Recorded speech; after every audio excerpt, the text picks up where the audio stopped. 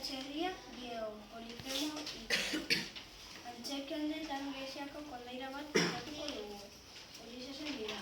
Egun batean troiarrak Itakara iritsi ziren.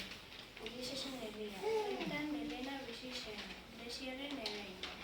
Gau batean troiarrak Helena baitu zuten. Hurrengo egunean konturatu zirenean beraren bila joatea pentsatu zuten. Baina Poseidonek Troiako zaldia apurtu zuen, ez zuelako beraiei Troiara joatea nahi. Itsasontzien Troiara joan ziren, eta itsasontzia apurtu kostara iristen. Materiala behar ditugu itsasontzia berreskuratzeko. Baina zelan lortuko ditugu? Hemendik entzun dut dragoi bat dagoela. Material asko dituena. Indra du izena. Mendi batean bizi da. Pantano batean. Hori da dakidan guztia.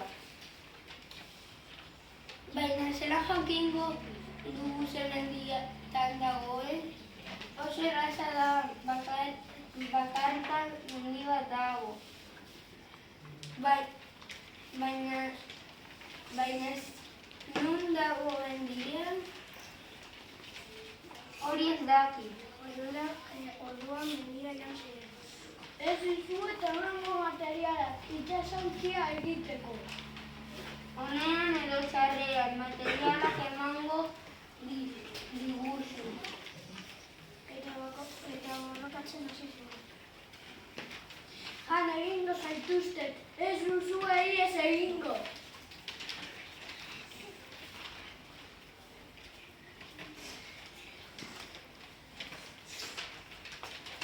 Gu indartsuak gara eta Poseidonen laguntza dugu. Indra irabazten ari zen, baina Ulisesek bere burua erabili zuen. Espada eta honekin buruak moztuko dizkizu. Hidra monstrua. Hurrengo egunean kobasolo batera iritsi ziren. Janariaren bidea. Materialak zituzten, baina janaririk ez. Kobasoloan monstro batera iritsi ziren. Polifemo hori bakarreko gaizto bat. Zelako gozatu da. Guk ere bai. Zuek zeiru zarete? Greziarrak gara eta Troiako gudatik gatoz. Osea dugu. Banik jan egingo zaituzte. Orduan Ulisesek ardoa eman eta Polifemo monstrua mozkortu zuen. Eta begi bakarrean makil bat sartu zion. Ez dut ezer ikusten. Amezolariatuta nago eta ez dut ezer ikusten. Horrela Ulisesek eta bere gelariek txerri mozorratuta kobasilotik bidez egin zuten. Guazen orain, Polifemok ez du ezer ikusten. Hartu bere janaria! Eta itsasontzia ihes egingo dugu!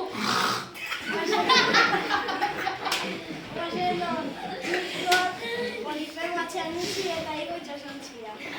Nire aita Poseidona zertuko egingo da. Ordutik aurrera Ulises eta bere gelariek itsasoan arazo asko izan zituzten Itakara bueltatzeko.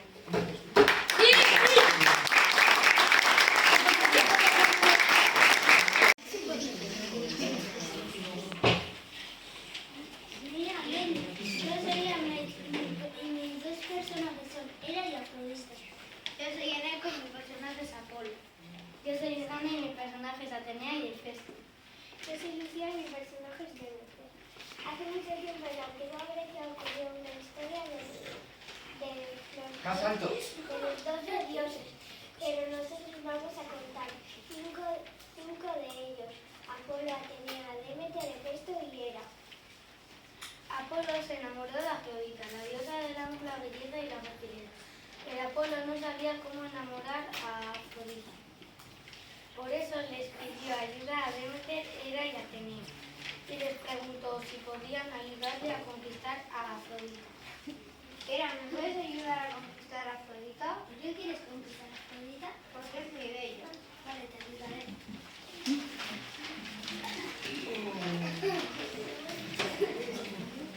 Muchas gracias, Hera. Eres una diosa muy amable. Siempre apoyas a las mujeres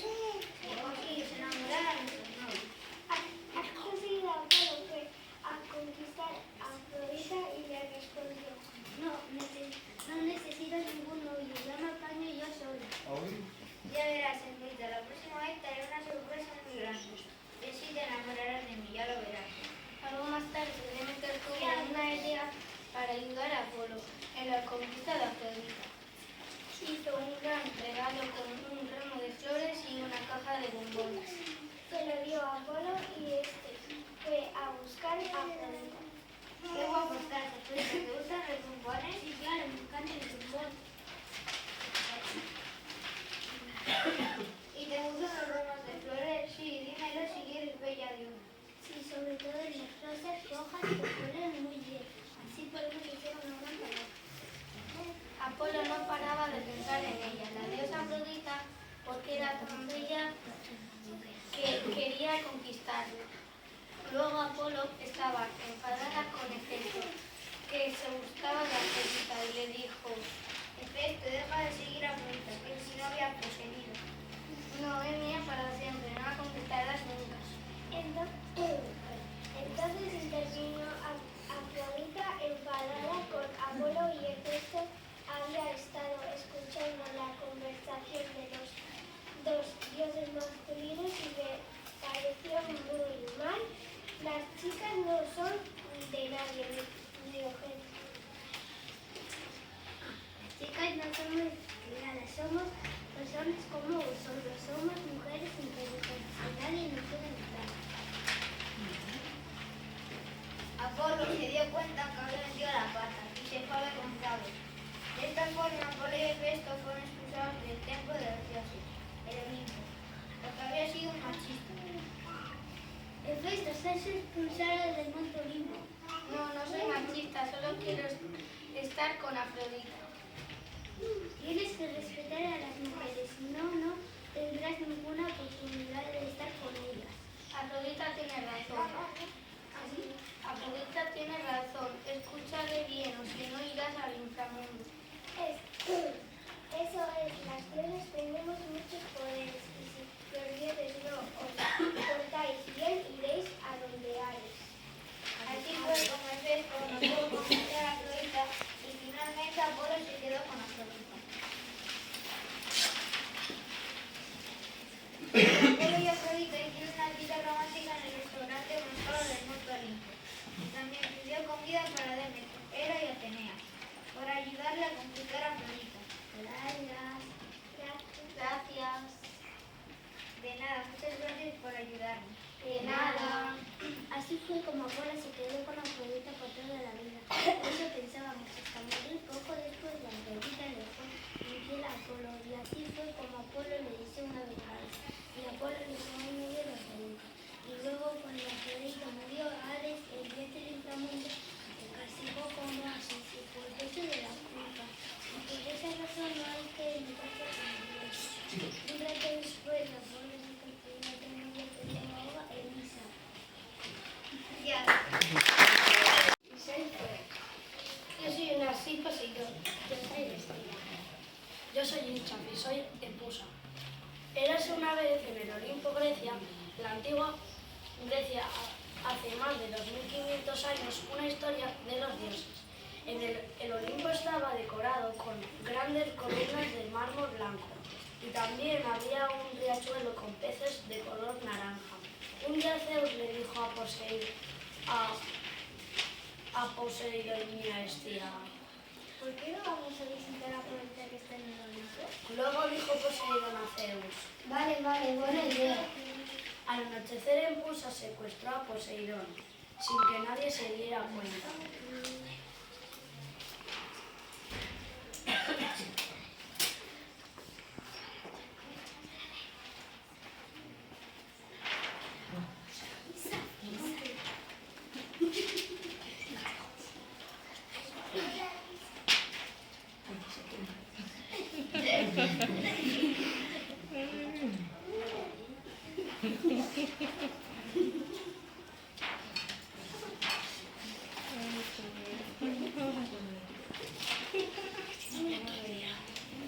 Sin que nadie se diera cuenta. Y vino un momento que Zeus dijo: ¿Dónde está Poseidón? estuvo en el mar visitando a las sirenas. ¡Ja, ja, ja! No te creo, Pusa, eres una mentirosa.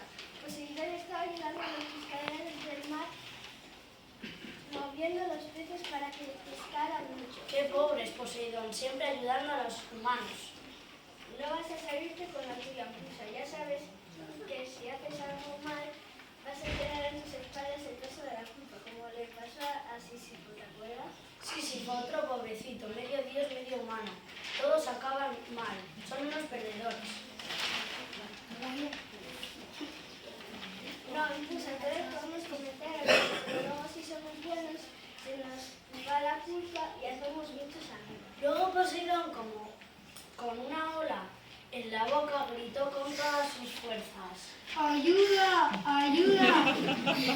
Y dijo a Afrodita: ¿Escucháis esto? Me parece que es Poseidón, el dios del mar, pidiendo ayuda. Hay que ir a echarle una mano con nuestro poder y todo. Sí, es verdad, falta Poseidón. Vamos a ayudar a nuestro fiel amigo.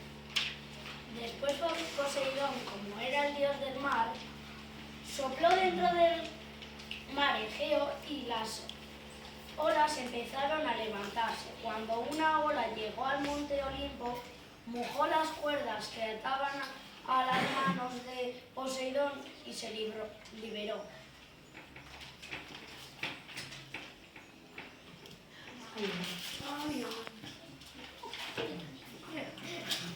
Hola, Poseidón, ¿cómo estás? Bien, Zeus. Oye, ¿por qué no vamos a visitar a Afrodita que está en el Olimpo? Pues es una buena idea, Poseidón. Vale, iremos a la anochecer con Afrodita. Nos lo pasaremos genial.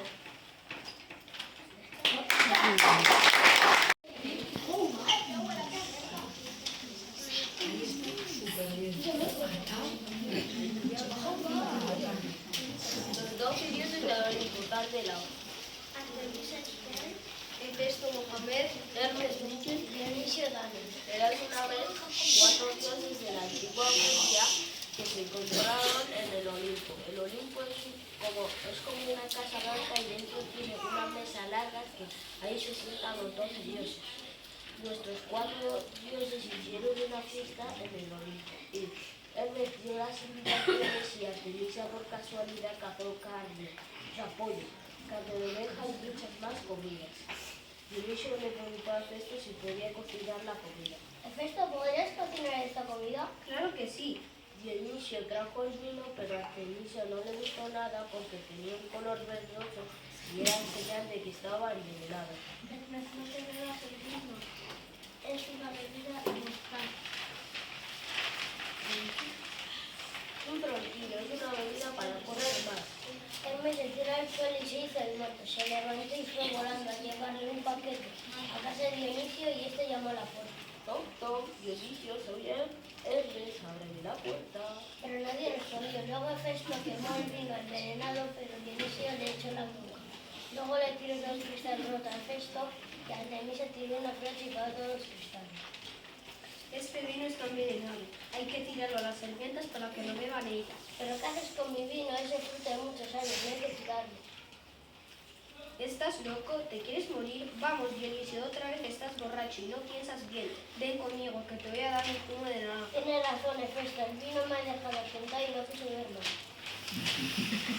Cuando echó todas las botellas a las serpientes, Dionisio se enfadó porque le gustaba mucho el vino, pero se dio cuenta que era mejor beber el zumo que le ofreció Hefesto. Hermes vino volando a ayudar a Dionisio y luego vino Artemisa para pedirle perdón a Dionisio.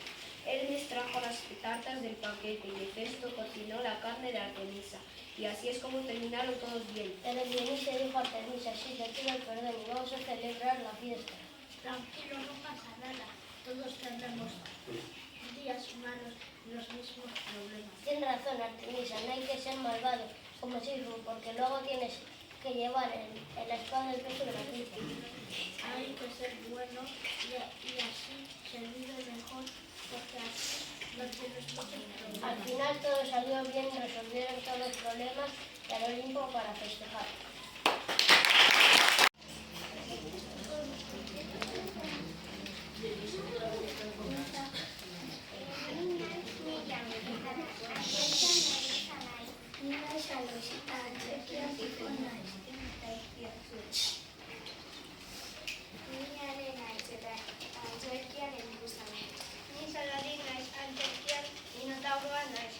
Medusa, tipoia ikusten, Minotauro, monstruoak ziren eta Greziakoek ziren eta inportanteenak zikoen indartsuenak monstruoak Greziako bizi ziren monstruo asko dure, baina guk lau egin dugu Medusa, tipoia ikusten eta Minotauroa. Behin batean Medusa eta Enkusa topatu ziren kobazulo batean. Ez zen ikusten ezer. Eta Medusa bere etxean zorreak zituen.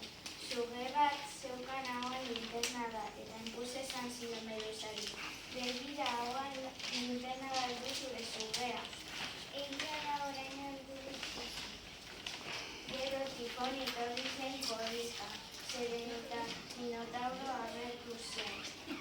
Minotauroa irija enposa eta Medusa errapatu nahi zuten. Hauek korrika joan ziren. Eta Minotauroak Medusa errapatu zuen, baina Enpusa eta Tifon ez ziren konturatu. Eta Medusa irripatu zuen. Lagundu. Ez nire ama Medusa. Nik zer egin Minotauro mostra ez nazatu jan mesedez. Bai, gozan aukar. Banoa Medusa, nik lagunduko dizut.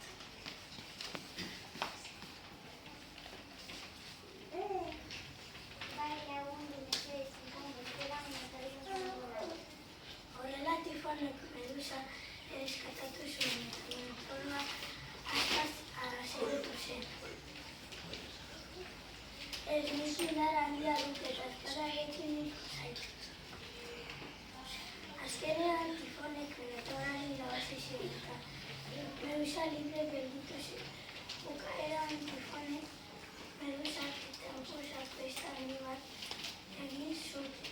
Tifonek besko korona bat egin zion. Hartu koroa, Tifon, zuretzat da. Eskerrik asko, Enpus eta Medusa, nire lagun handiak izango zarete betiro.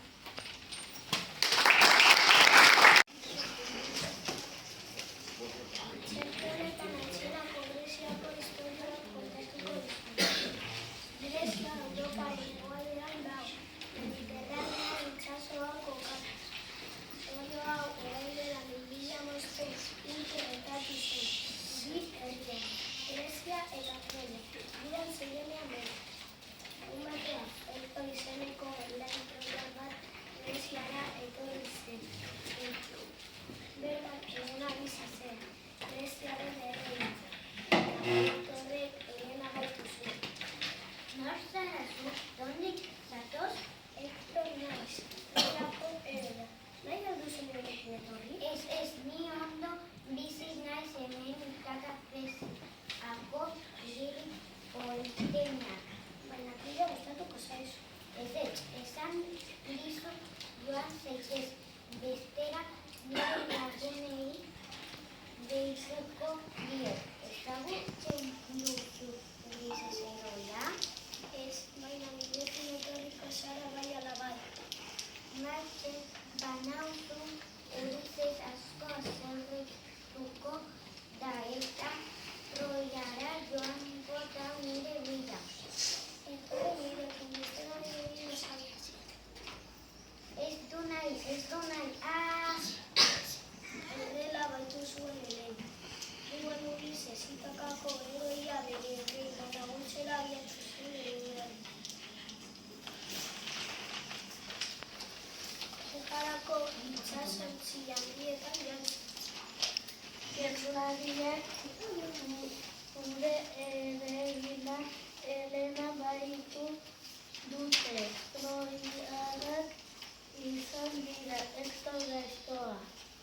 Ulises, esan zure emateari Peneloperi Troiara joan behar gara Helena berreskuratzera.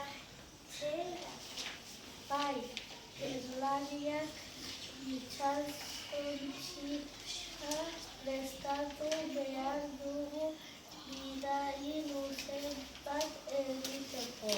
Bi itsasontzitan 400 gerrari sartuko gara. Oso ondo, goazen Troiara. Ulisesek 2 hilabete itxaron zuen Troiara heltzen. Ulises Troiara heldu zenean Troiako gaztelua jantzi. Gerlariak prestatu katapultak Troia konkistatzeko. Bai, Ulises, orain zer gertatu. Tiro egin. Troiakoak oso indartsuak ziren.